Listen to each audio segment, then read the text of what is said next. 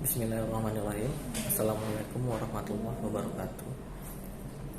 Kepada yang terhormat Dr. Insinyur Haji Suparto SA SIP MM MSI MH, izinkan saya mempresentasikan tugas mata kuliah Politik Hukum, yaitu Politik Hukum dari fenomena implikasi putusan Mahkamah Konstitusi tentang pemilu serentak terhadap pencalonan presiden dan wakil presiden pada pemilihan umum tahun 2019.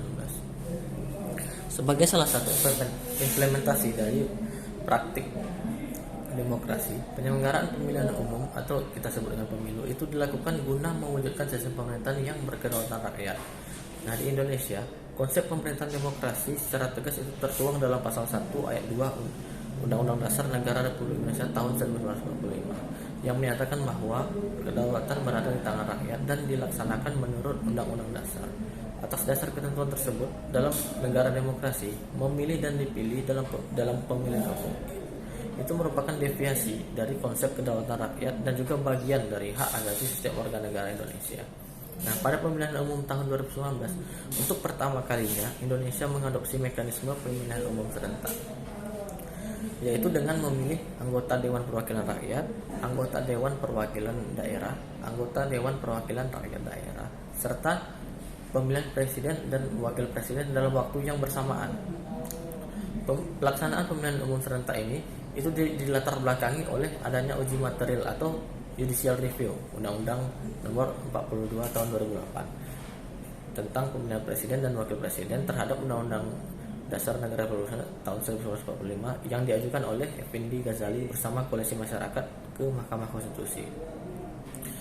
Oleh karenanya, atas permohonan judicial review tersebut, MK mengeluarkan putusan MK dengan nomor 14/PUU/9/2013 dengan amar putusan yang mengabulkan sebagian permohonan yang diajukan.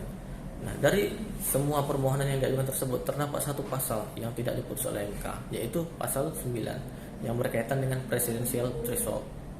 Pasal 9 tersebut berbunyi, pasangan calon yang diusulkan oleh partai politik atau gabungan partai politik peserta pemilu yang memenuhi persyaratan itu memperoleh kursi paling sedikit 20% dari jumlah kursi DPR atau memperoleh paling sedikit 25% dari suara sah nasional dalam pemilu anggota DPR.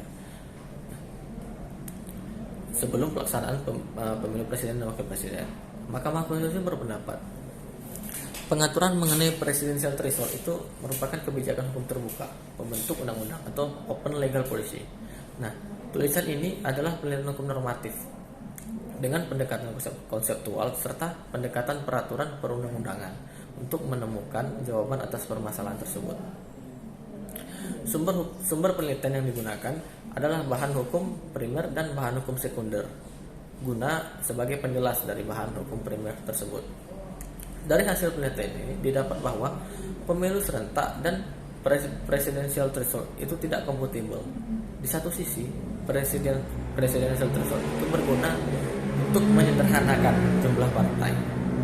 Dalam putusan Mahkamah Konstitusi nomor 14/PUU/11/2013, pada pokoknya MK berpendapat bahwa persoalan ambang batas pencalonan presiden dan wakil presiden, yaitu Mahkamah Konstitusi menilai aturan ambang batas tersebut sangat diskriminatif dan melumpuhkan peluang bagi partai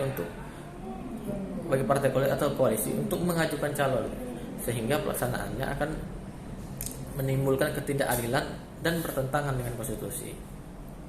Sebab untuk menentukan apakah partai politik atau gabungan partai politik dapat mengajukan, masyarakat akan menentukannya terlebih dahulu pada pemilihan legislatif mendatang. Nah, Mahkamah Konstitusi melihat bahwa pengaturan ambang batas merupakan kebijakan hukum terbuka bagi pembentuk undang-undang. Aturan ambang batas menyebabkan tidak terselenggaranya pemilu yang demokratis, langsung, umum, bebas, rahasia, jujur, dan adil. MK berpendapat tidak ada korelasi yang logis antara syarat dukungan 20% kursi DPR atau 25% suara sah secara nasional yang harus diperoleh partai untuk mengusulkan pasangan calon presiden dan wakil presiden. Justru pencapaian syarat tersebut diperoleh melalui proses demokrasi yang diserahkan kepada rakyat. Urgensi pengaturan ambang batas pencalonan presiden atau presidential threshold ini termasuk kebijakan hukum terbuka open legal policy karena sumber kewenangan atribusi di dalam konstitusi, khususnya dalam pasal 6A ayat 2 dan pasal-pasal 2E ayat 6 Undang-Undang Dasar Negara Republik Indonesia tahun 1945 sebagai norma hukum yang tertinggi, bahkan tidak mengatur atau memberi batasan bagi siapapun yang ingin mencalonkan diri sebagai calon presiden dan wakil presiden. Nah, implikasi pemilihan umum serentak terhadap konsep presidential threshold merupakan suatu hal yang tidak mungkin atau di luar rasional. Adanya ambang batas bagi partai politik untuk berhak mengajukan pasangan presiden dan wakil presiden atau presiden ini di dalam pemilihan umum yang dilaksanakan serentak itu akan menimbulkan implikasi yuridis, yakni menyalahi Undang-Undang Dasar Negara Republik Indonesia tahun 1945 tentang sistem presidensial, bertentangan dengan pasal 6A ayat 2, inkonsistensi dan ketidakutuhan terhadap putusan MK nomor 14 PU garing PUU garing 11 garing 2013 dan menyalahi hak warga negara dalam Undang-Undang Dasar Negara tahun 1945. Penerapan konsepsi presidential threshold akan berpeluang terhadap pelanggaran hak konstitusional warga negara. Sebagaimana diketahui bahwa kegiatan pemilu itu merupakan sarana bagi warga negara untuk menyalurkan hak asasinya secara prinsipil. Keberadaan konsepsi presidential threshold itu sudah jelas akan mendorong rendahnya konsentrasi politik publik. Rasanya sangatlah tidak masuk akal untuk menentukan suatu kondisi di mana penentuan partai politik mana saja yang dapat mengusulkan presiden dan wakil presiden dalam masa pemilihan umum berdasarkan suara yang diperoleh oleh partai politik yang bersangkutan pada hasil pemilihan umum di periode sebelumnya, karena politik merupakan suatu hal yang sifatnya dinamis berkenaan dengan pembatasan hak konstitusional warga negara di dalam memiliki kesempatan yang sama dalam pemerintahan. Tentunya hal ini akan bermuara pada konteks hak politik seseorang untuk dipilih dalam konsultasi politik, di mana hak politik tersebut juga merupakan bagian dari hak asasi manusia. Oleh karena itu, sudah seharusnya penegasan atau pembatasan hak tersebut harus berdasarkan pada prinsip-prinsip yang diakui pula secara universal. Barangkali penerapan prinsip presidential threshold dapat dipandang sebagai hal yang masih sejalan dengan prinsip masyarakat yaitu secara demokratis.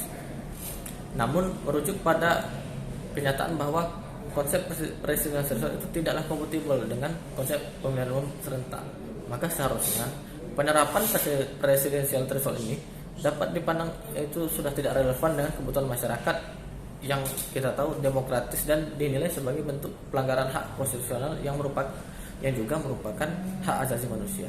Untuk itu, jika Indonesia masih memilih untuk menyelenggarakan pemilu serentak, seyogianya sistem presidensial threshold ini sudahlah harus dihapus.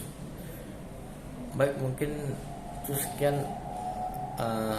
presentasi saya. Jadi menurut saya politik hukum dari implikasi putusan MK terhadap pemilu serentak tahun 2019 tersebut, menurut saya jika dipandang dari sudut pandang penguasa itu untuk mencegah